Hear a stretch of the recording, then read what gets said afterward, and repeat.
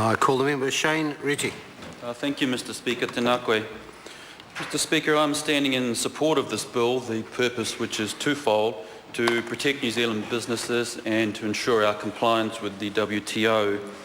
I'd like to acknowledge the many committee members who have got the bill to this stage, and I do accept that there has been some time frame, but we're a look-forward government, but I take your point.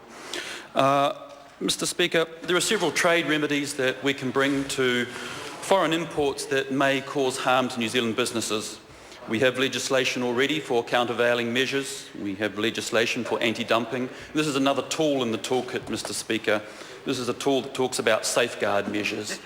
Now, the bill quite clearly talks about how a safeguard measure comes to be. There's a safeguard application, there's a safeguard investigation.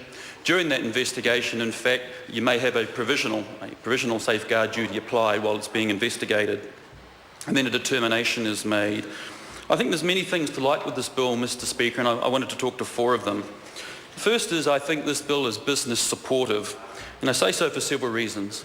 First of all, anyone can make an application. Secondly, the criteria for determination is well spelt out. It's very clear.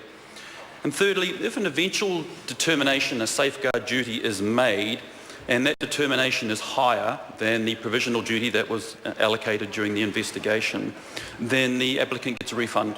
And if it's lower, then there's nothing more to pay. And I think that's a good indication of business support.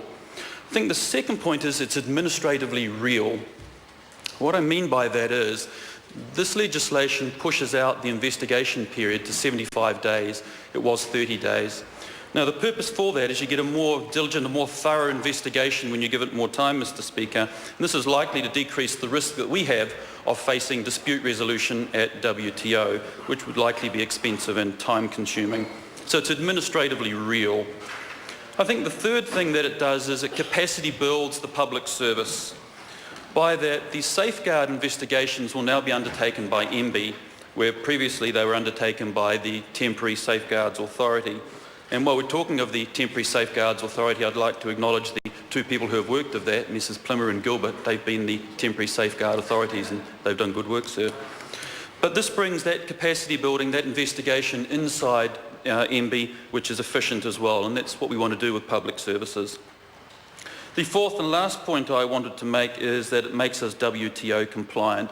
And as already mentioned by my colleague over here, it's no coincidence that last week Minister Grosser progressed the accession to the WTO of the GPA, the Government Procurement Agreement, which gives us access to 1.7 trillion of government contracts around the world. No small feat at all. And I think really this bill further supports New Zealand's compliance with WTO regulations, which in turn supports the government's business growth agenda. So I stand to support this bill, Mr Speaker. Tēnā koe.